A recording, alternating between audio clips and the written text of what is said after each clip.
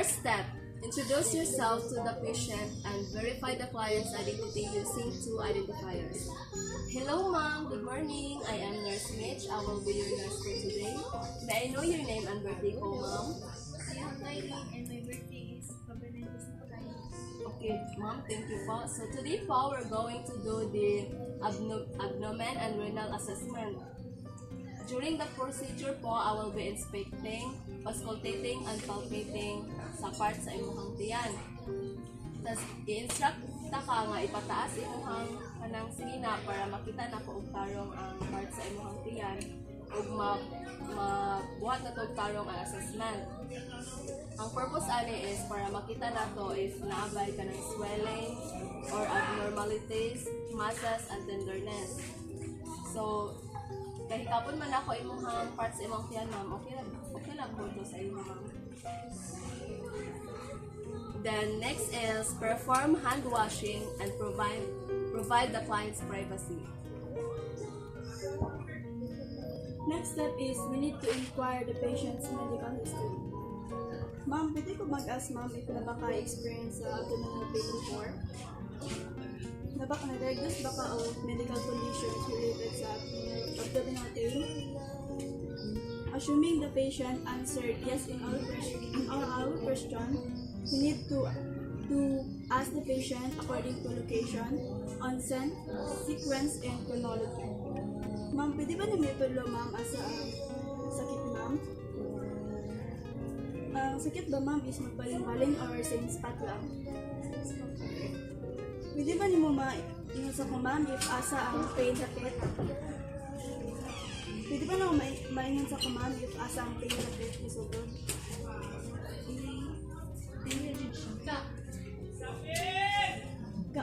Unsa kadalas ma'am magsakit ang imong tiyan? Everyday. So everyday ma'am, like every hour ma'am, every oras. So pwede ba nang ma-describe sa ako ma'am sa unsa ang sakit na kapil mo ma'am? Grabe sakit mo siya ma'am or hapdos or nerve na sumbal-sumbal? So ma'am, nakatay na-experience other symptoms instead sa nasuka ka ma'am, dilantan o diarrhea. Ang pain ba ma'am, mawala ba siya kapag kinakaon or kinainom? So, thank you ma'am. Then, the purpose of this assessment is to gather comprehensive information about the patient's abdominal pain experience. This information helps nurses understand the potential causes of the pain and identify associated symptoms and guide appropriate treatment and further care techniques. Assess the patient with a supine position with the arm placed comfortably at the side like this. So next is magbutang tag-ulan sa iyahang niyog siyang ulo. Ma'am, taas mo ito lang. To reduce tension in the abdominal muscle. Next is we're going to expose the abdomen only in the chest line to the pubic area. Bang, pwede ko na itaas.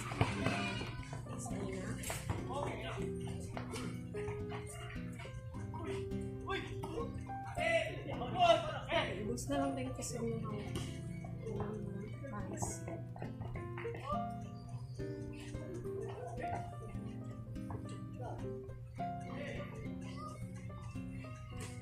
That is to avoid chilling and shivering, which can tense the abdominal muscles. Next is inspection.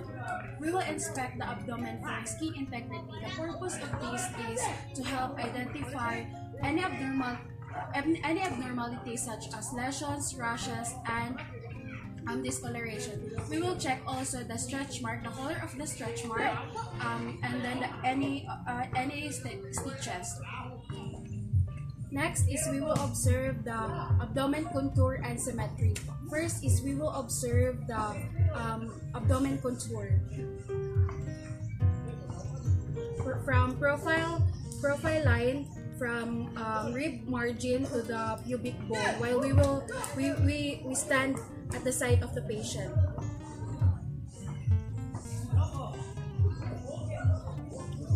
And then next, we will ask the patient to breathe and hold it.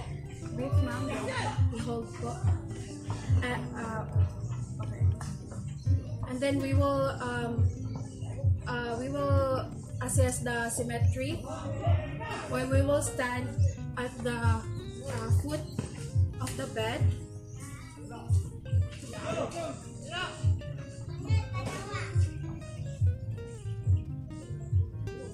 And we will, if the distension is present, we will measure the abdominal girth using the tape. Okay, ma'am. Pwede ka matindog, ma'am. Kaya ito ang i-measure ko imuhang yan po. The abdominal girth by using tape measure. Dapat sa pusot mo siya 11.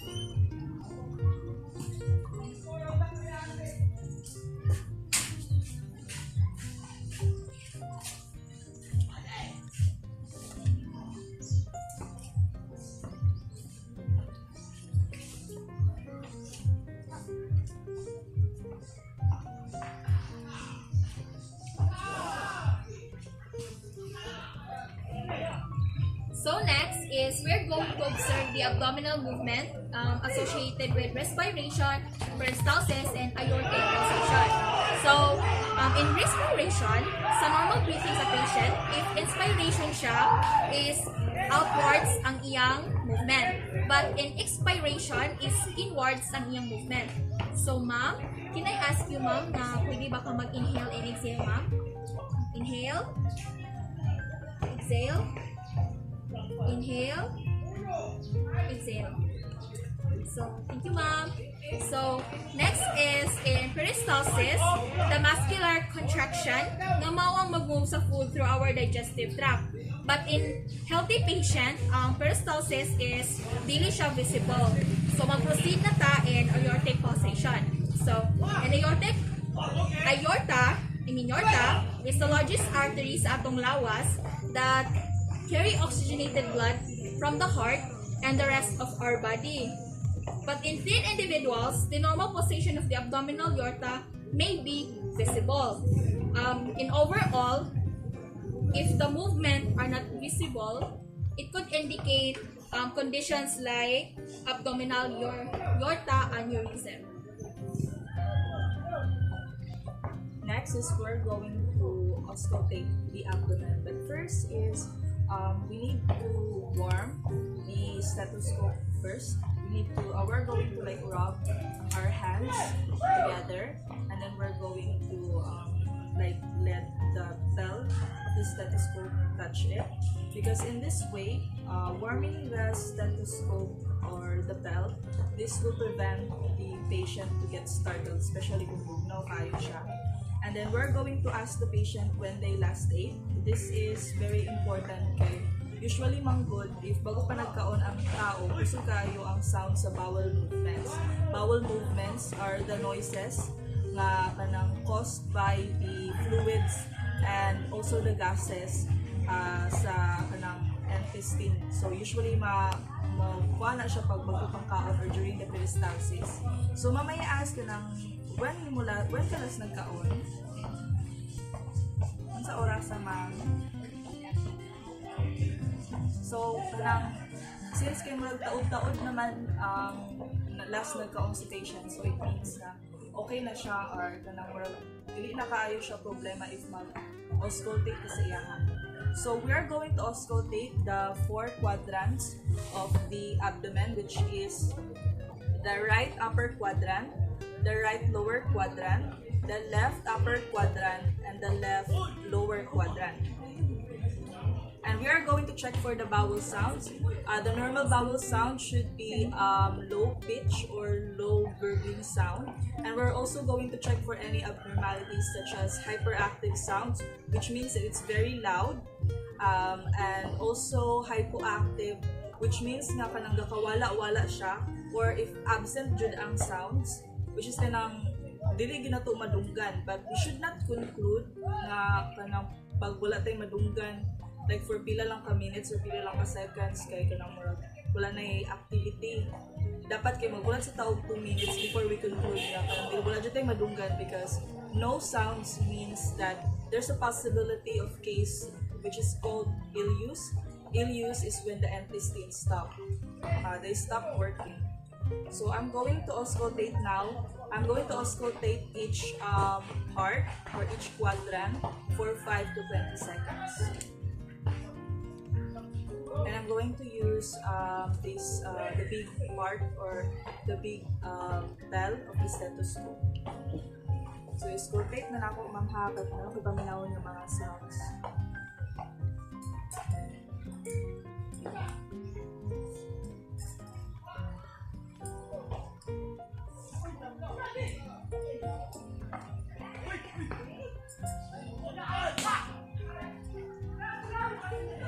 So next will be auscultating for vascular sounds and for the peritoneal friction rounds.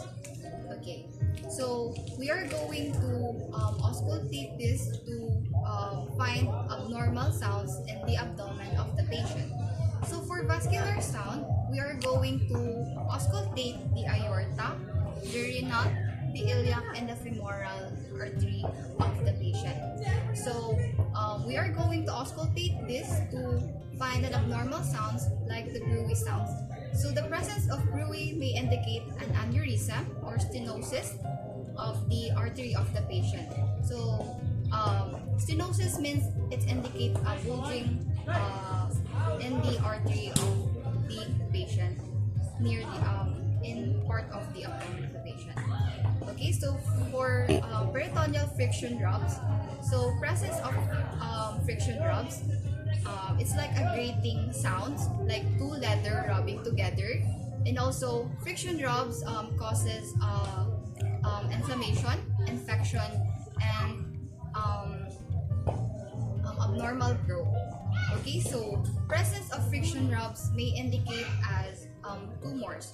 So during for identifying friction rubs abnormal sounds, we are going to auscultate the hepatic friction rubs and the splenic friction rubs.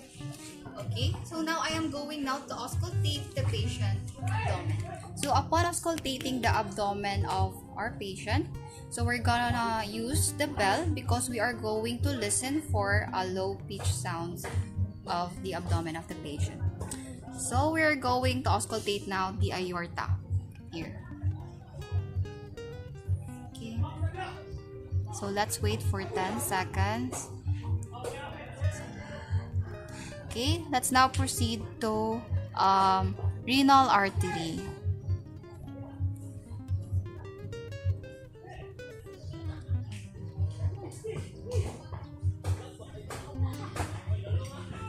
So now let's proceed to the iliac artery here.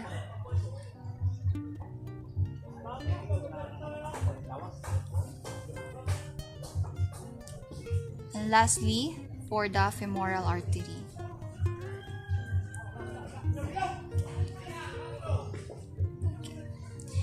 So now let's proceed now to auscultate for the peritoneal friction rubs. So in peritoneal friction rub, we are going now to use the diaphragm of the stethoscope. Okay. So we're gonna ask the patient to breathe once throughout the mouth so that we can hear if there are presence of friction rubs. Okay, ma'am. Ngayon ko ginhawa, ma'am, ha. Inhale, exhale, ma'am. Okay. Inhale, exhale.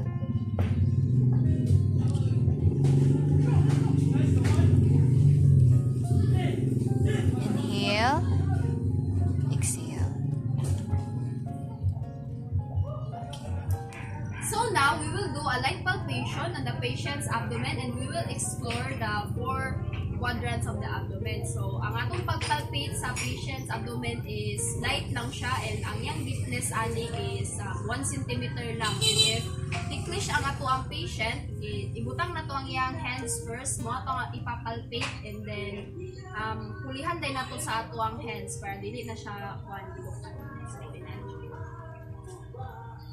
magsugod ta sa right upper quadrant.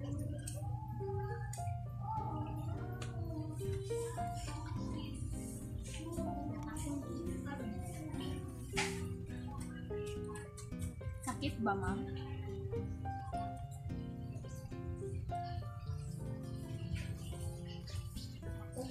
So, important po na i-note na to, bantayan na to ang facial expression sa ato ang patient if ang ato ang ipalpate kay hindi na nato mabantayan if nasakitan ba siya without asking the patient. So, ang purpose na to ani sa pagpalpate sa abdomen sa patient is to know if naabay masses nga atong mahikapan or naabay ka ng organ enlargement sa sulod. So the last step is we're going to palpate above the pubic symphysis of the patient if they have history of urinary retention. So urinary retention is a condition in which the bladder cannot completely empty out the urine. So we're going to palpate it here because we need to feel if there's still a distension because that could mean na kanang murag nibalik bitaw tong condition or abnormalities sa body sa patient.